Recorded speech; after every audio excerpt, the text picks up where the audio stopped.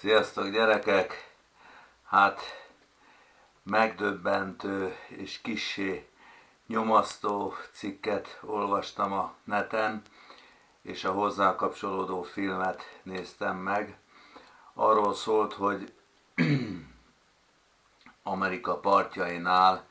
egy ilyen különleges búvár hajóval lefilmezték az óceán fenekét több ezer méter mélyen, és bizony elképesztő volt, hogy mi mindent találtak, hogy eddig legtöbbször csak úgy találkoztunk az óceán szennyezésével, hogy a felszínen úszó, hánykolódó palackok, meg nem tudom én, ilyen poliuretán habok, és azokat a partra sodródtak, és akkor az emberek ott szerencsétlen olajszennyeződés, egyebek, és ő pedig, ez a film azt mutatta meg, hogy mi van a tenger mélyén, és egyszerűen olyan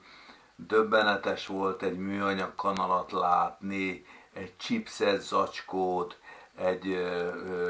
sörös dobozt vagy kólás dobozt, aztán műanyag széket, meg hát a legkülönbözőbb dolgokat, amiket csak úgy beledobáltak a tengerbe. Ugye eszembe jutott, hogy valamikor fiatalon tengerész voltam, és bizony én is bedobtam egyszer egy befőttes üveget a tengerbe, mert ugye csótányt fogtunk a kabinban, beraktunk ilyen csapdát, vagy sörös kenyeret, bekentük a nyakát zsírral, és akkor reggelre már félig telement, mert annyi volt a hajón, és ugye a legegyszerűbb megoldásként annak idején én is kidobtam a tengerbe, és én is hozzájárultam a tenger szennyeződéséhez. És ugye a tudósok szépen levezették, hogy a tenger mélyén még sokkal tovább tart a lebomlása, mint itt fönn a felszínen, és akár bizonyos dolgok akár több tízezer évig is eltart, míg lebomlanak, és addig ott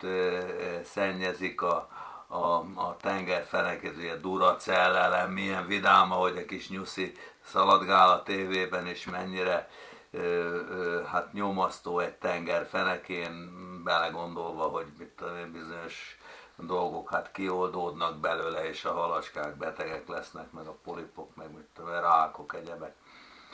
És aztán ugye az ember rögtön azt gondolna, hogy hű, hát ezeket ki kéne hozni, és nem szabadna beledobni, jaj, hát ki kéne hozni, és akkor ilyen gyárakban az alumíniumot beolvasztani, a műanyagot is, és akkor hogy ezt lehetne úgy, és mennyivel könnyebb és egyszerűbb lenne,